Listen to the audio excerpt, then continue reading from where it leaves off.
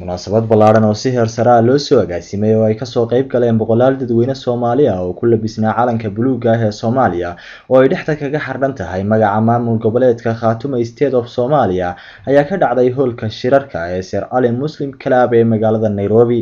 munaasabadan oo lagu taageerayay maamul goboleedka Khaatumo State of Somalia ayaa waxa ugu horeynba bulshadii halkaasi isugu timid uga warbixiyay qaab dhismeedka maamul goboleedkan iyo himilooyinka uu higsanayo afhayeenkii shirka Khaatumo mudane Aadan Cabdullaahi Shooriye. waxaan jeclahay inaan marka hore halka kan aan runtii ka cambaareeyo maleeshiyada maamulka Somaliland ee ku soo duushay magaalada Buuhoodle shacabkii Buuhoodle xaq u dirkaana uu iska difaacay. shirkaas waxaa la yidhi oo UN report ay qortay ay tiri shirka dhacay Soomaaliya intii la shirayay waa shirkii ugu horeeyay ee noociisa waa report maaha waxaan anigu samaynayo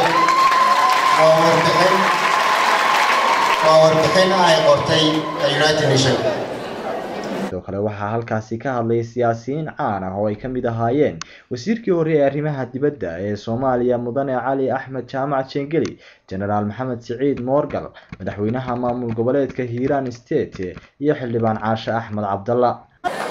maamulka cusub oo ka soo ifbaxay ama looga dhawaaqay taleex laga magacaabay Khaatumo State of Somalia oo hambalyeyn ama kuwaas sidaa uu generaalku sheegayay in deegaano ka mid ah deegaanadeennii weerar joogtaa lagu hayo.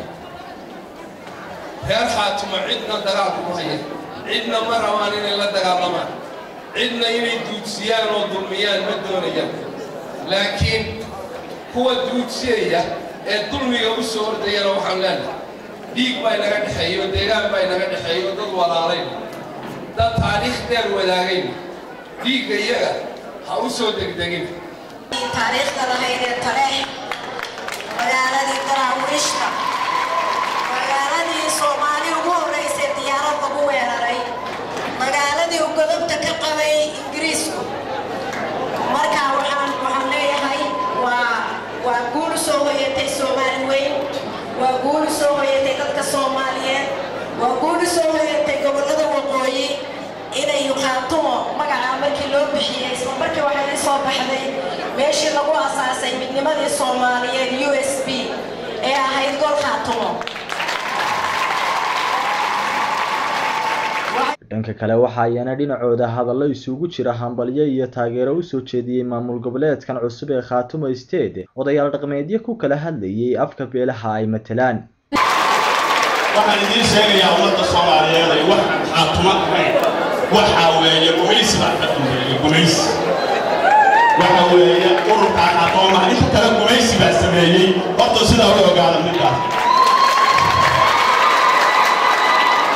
midda kale ururka Khaatumo ummadda samaysatay waa ummadii Sayid Maxamed Cabdulla Xasan Saldhigga u ahayd weeye. waxa weeye weligay yaalahay anigu askarta Soomaaliya ka mid ahaa weligay ummad intaa laguma khudbaday, laakiin maanta waxaan halkaa u soo istaagay ay sanaanta aan adsanahay Khaatumo weeye.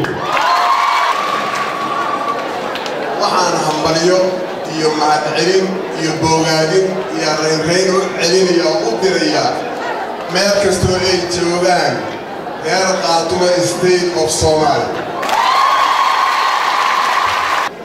waxaan idin ku hambalyaynaynaa in ay mataqaanaa been tahay kala go'i Soomaaliya oo galbeed. waxaan leenahay warkaa balqaarkood waa alkumataal galbeed goosashada galbeed Soomaaliya waa beerowday. waxaan leenahay Khaatumo State ha guulayso. sidoo kale waxaa halkaasi ku soo bandhigay heeso ku saabsan taageerada maamulka Khaatumo State kooxda Shaacir Band oo ka mid ah kooxaha fanka ee ka jira magaalada Nairobi.